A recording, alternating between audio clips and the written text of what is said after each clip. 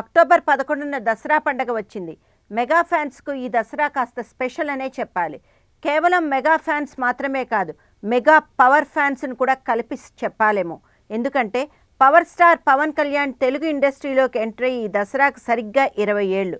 1996 October 11న Pawan తొలి చిత్రం అక్కడ అమ్మాయి ఇక్కడ అబ్బాయి విడుదలైంది.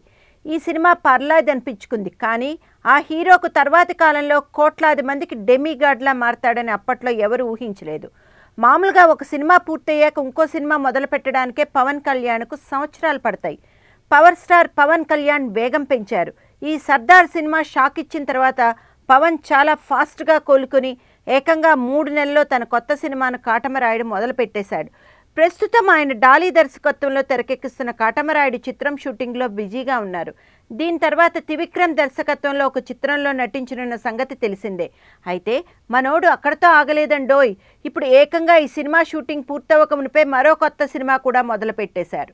జిల్లా చిత్ర దర్శకుడు ఆర్టీ సేనన్ చెప్పిన కథ పవన్ కళ్యాణ్కి బాగా నచ్చేయడంతో పవర్ స్టార్ పచ్చజెండా ఊపారు. ఆయన దర్శకత్వంలో రూపుదిద్దుకోనున్న చిత్రంలో పవన్ కళ్యాణ్ కథానాయకుడిగా నటిస్తున్నారు. ఆ సినిమాని ఏఎం రత్నం ప్రొడ్యూస్ చేస్తున్నాడట. ఒకప్పుడు ఘనమైన సినిమాలు తీసిన ఏఎం రత్నం తనతో పవన్ ఒక సినిమా చేస్తానని మాట ఇచ్చాడని ఎప్పటి నుంచో చెబుతున్నాడు. అంతకంటే షాకింగ్ విషయం ఏమిటంటే అన్నపూర్ణ స్టూడియోస్లో 7 ఏకర్స్లో ఈ సినిమా పూజా కార్యక్రమం జరిగింది. విజయదశమి సందర్భంగా ఫిలిం నగర్లో నిర్మాణ సంస్థ కార్యాలయంలో లాంఛనంగా ఈ చిత్రాన్ని ప్రారంభించారు.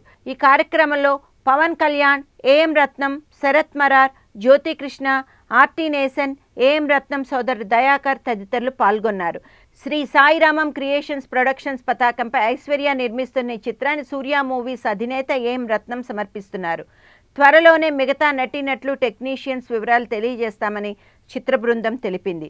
ఒక సినిమా షూటింగ్ జరుగుతున్నప్పుడే మరో సినిమాను పవన్ పట్టాలెక్కించడం రేర్. ఈ స్పీడ్ చూస్తుంటే వచ్చే సంవత్సరం అభిమానులకు డబుల్ పండగ అనిపిస్తోంది.